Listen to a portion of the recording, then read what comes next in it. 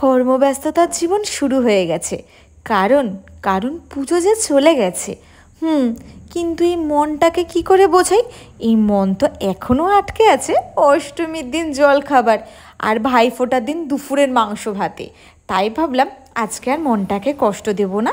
তাই আগের দিন রাত্রেই ভিজিয়ে রেখেছিলাম ডাল। এই ডালটা ভিজিয়ে রেখে আজকে সকালে জলখাবারে বানাবো একদম দোকানের মতন ডাল পুরি, সাথে আলুর তরকারি। আর হ্যাঁ হ্যাঁ, ঘরের তৈরি পায়েসও আছে। সব মিলিয়ে জলখাবারটা কিন্তু মন্দ হবে না। তার আগে তোমাদের একটা কথা বলি বন্ধুরা, এইটা না এই চ্যানেলের প্রথম ভিডিও। বন্ধু বলে ফেললাম ঠিকই, কিন্তু বন্ধুত্ব হয়তো একটু সময় লাগবে।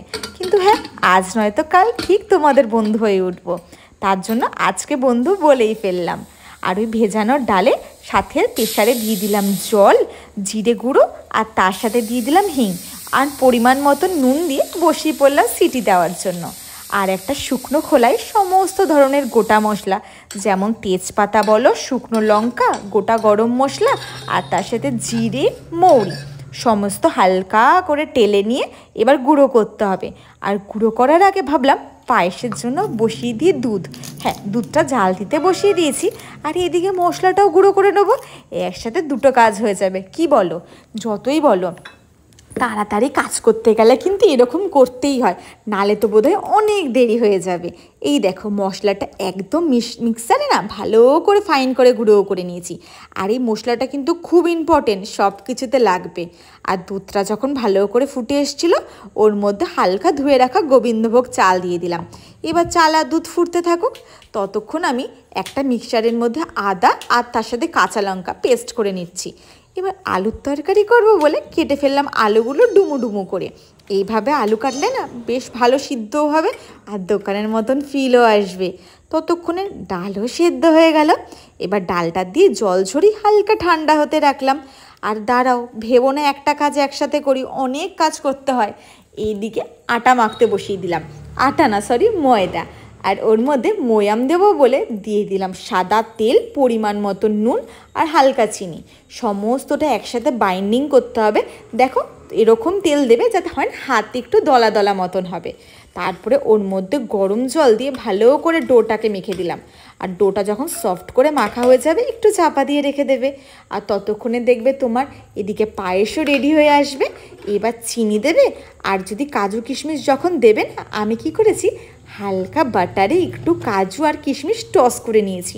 খেতে কিন্তু মন্দ হয় না। আজকে যেহেতু অফিস যাইনি, এইসব রান্না না বেশ জমিয়ে করা যায়। নালে তো অফিস গেলে তো দুঃখের জীবন হয়ে যায়। তখন মনে হয় যে রান্না তো হবে, কিন্তু আর পরিপাটি করে বোধহয় খাওয়াটা আর হবে না।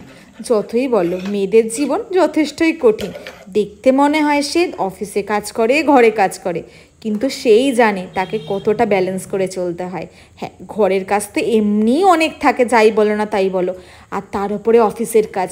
আহা, গল্প করতে করতে তোমাদের বলতেই ভুলে গেলাম, তরকারিটার জন্য প্রথমে দিয়ে দেবে কড়াইতে সাদা তেল, ওর মধ্যে ফোড়ন দিয়ে আর যেই মশলাটা আদা আর লঙ্কা বেটে রেখেছিলে ওইটা দিয়ে, আর যেই গুঁড়ো মশলাটা করে রেখেছিলাম সব একসাথে ভালো করে কষিয়ে আলুটা দিয়ে ভাজা ভাজা মতন করবে। তারপরে চাপা দিয়ে দিয়ে একটু গলার মতন অপেক্ষা করবে। তারপর যখন হালকা জল ছেড়ে দেবে, ওই একটু ডাল যে ভিজিয়ে রেখেছিলাম আর সিদ্ধ করলাম, ওই ডালটা থেকে অল্প ডাল দিয়ে দেবে। তাতে একদম দোকানের মতন লাগবে, কারণ দেখবে দোকানে কিন্তু ওইভাবেই করে। আর বাকি ডালটুকু মিক্সারে হালকা করে ঘুরিয়ে নিয়েছি, যাতে হালকা গোটা থাকে, হালকা কাদা মতন হয়ে যায়। আর ওর মধ্যে লঙ্কা গুঁড়ো, নুন, হিং আর চিনি আর জিরে গুঁড়ো আর এই ভাজা মশলাটা যেটা বানিয়েছিলাম সমস্তটা একসাথে দিয়ে এরকম দেখো মাখা মাখা করে নিয়েছি।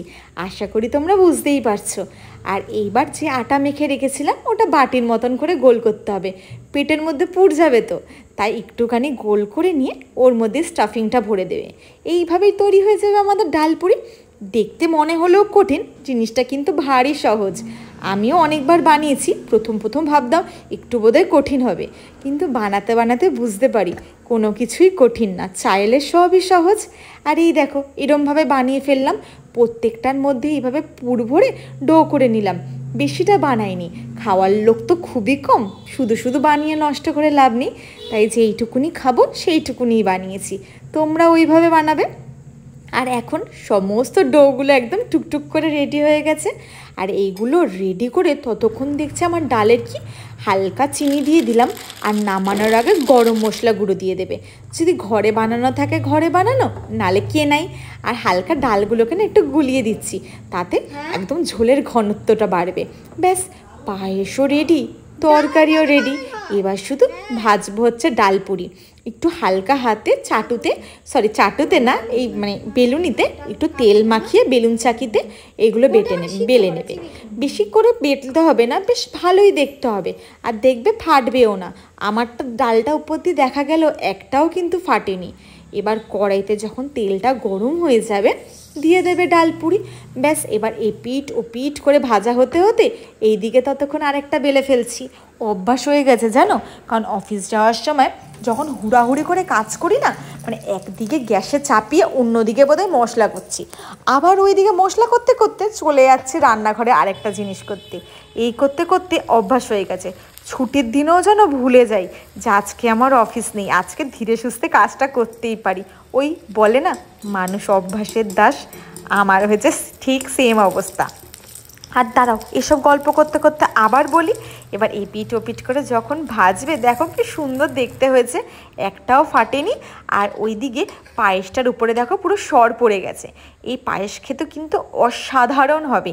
এইরকম পায়েস তোমরা যদি বানিয়ে এক বাটি বাড়িতে খাওয়াও না, তাদের বলবে মেয়েটা বা ছেলেটা রান্নাটা ভালোই পারে। আর পায়েস তো বাড়াই হয়ে গেল। এবার নিয়ে চলে আসলাম তরকারিটা। তোমরা চাইলে আর একটু ঝোল ঝোলও রাখতে পারো দোকানের মতন, বাট আমি একটু ঘন ঘনই বানিয়েছি, আমাদের এরকম খেতেই ভালো লাগে। আর তোমরা যদি মনে হয় একদম দোকানের মতন একটু পাতলা পাতলা রাখবে, কিচ্ছু না, জলটা একটু কম টানার আগেই নামিয়ে নেবে, ব্যাস, আলাদা কিচ্ছু করতে হবে না। আর এইদিকে রেডি আমার হচ্ছে ডালপুরি। সমস্তটা মিলিয়ে সকালের জলখাবার দেখে তো সত্যি আমি 10 মিনিটের জন্য ভুলেই গিয়েছিলাম আজকে পুজো শেষই হয়ে গেছে, আর কিচ্ছু নেই, ঠাকুরও ভাসান চলে গেছে। কারণ এই খাবারগুলোতে দেখে সত্যিই মনে হয় আজকে বোধহয় অষ্টমীর সকাল, কিন্তু না, আবার তো মা পরের বছরই আসবে। তাই ওই দুঃখ ভুলে গিয়ে চেষ্টা করে ভাবলাম এইভাবেই খুশিতে মেতে থাকি। আর দেখো থালাটা কি সুন্দর লাগছে না? তোমাদের যদি মনে হয় ভালো হয়েছে, প্লিজ একটা লাইক শেয়ার আর কমেন্ট করো। তোমাদের ভালোবাসার অপেক্ষায় থাকবো, কারণ সত্যি কথা বলতে তোমরা পাশে থাকো বলেই মনে হয় যে কী বলবো, যেন কিছু একটা খেয়েও দেখছে, নালে এত কষ্ট কাদের জন্য করা বলো? কেউ দেখলে না জিনিসটা ভালো লাগে। আর এই দেখো কত সফট হয়েছে। আর এখন আমি এইটাকে ভাবলাম তরকারি দিয়ে খাবো না ডাল দিয়ে খাবো, চিন্তায় পড়ে গেলাম। তাই প্রথমে ভাবলাম একটু ঝাল ঝাল দিয়ে খাই, তারপরে নয় মিষ্টি মুখ করব। আর এত সুন্দর হয়েছিল তরকারিটা, সত্যি বলছি, তোমরা যদি এইভাবে সকালে জলখাবার বানাও না, সবাই তো প্রশংসায় পঞ্চমুখ হয়ে যাবে, আর নামও প্রচুর হবে, এইটুকুনি কথাই দিতে পারি। আর এখন চলে আসলো পায়েসের বেলা। আর পায়েস দিয়ে ডালপুরিটা আরও লাগছে জানি অসাধারণ।